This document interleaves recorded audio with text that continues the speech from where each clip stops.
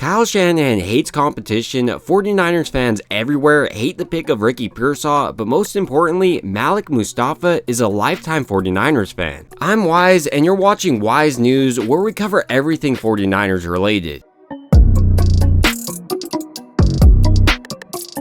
There's a lot to talk about today, so let's just jump right into it. Former 49ers wide receiver bashes the team, nothing short of entitlement. Maybe he just means like Kyle Shanahan's a little entitled because he's a coach's son? Nah, not really, that's not what he's getting at. Former 49ers wide receiver Willie Snead took to Twitter to call out a culture in which he believed lacked competition for San Francisco. This is what he said: "All I want is to go back to a team that isn't afraid to let guys compete for a roster spot. These last 3 years have been nothing short of entitlement.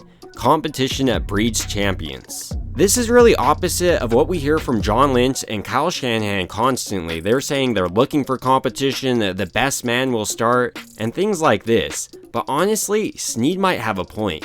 While I do think that Chris Conley was probably a better wide receiver and that's why he was above Snead on the depth chart, there are some areas in which San Francisco really does have a lack of competition. For instance, I believe San Francisco, but more specifically, Kyle Shanahan doesn't play rookies or a player that he doesn't trust 100%. My biggest example of this is probably Brock Purdy.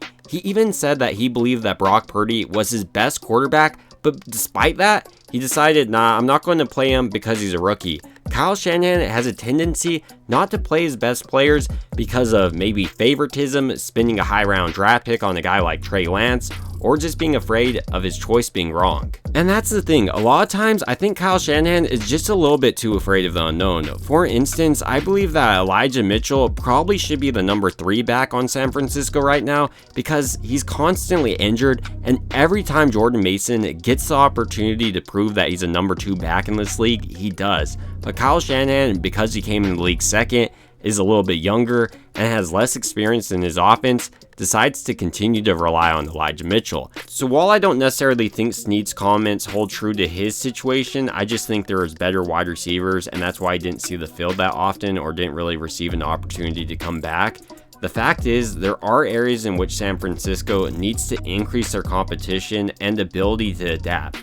If they notice a guy like Brock Purdy, you need to start him the first year. You can't have these players stashed away that are immediate upgrades over guys like Jimmy Garoppolo or Trey Lance. Now moving on to perhaps the biggest news for the Niners this entire offseason. Rather than drafting an offensive lineman to protect Purdy, they picked up another weapon for him in Ricky Pearsall. And many fans and reporters alike were quick to criticize the move, but is it really as bad as everyone's saying? The thing is, I really don't think so. I know many wanted them just to go offensive line, but they didn't see any of those guys as an immediate upgrade, and that's why they didn't select him in the first round. In contrast, Pearsall is an immediate upgrade in the return game for San Francisco, and I definitely believe if you put him on the field with the likes of Deebo Samuel and Brandon Ayuk, he could cook. You also have to consider this is a pick for not only this year, but the future, where if they have to move off a guy like Deebo Samuel or Brandon Ayuk, they still have a talented wide receiver developing underneath him. Ultimately, when I'm watching Pearsall's play, I just see a wide receiver that's going to have immense success in San Francisco's offense, especially with his 4.4 speed.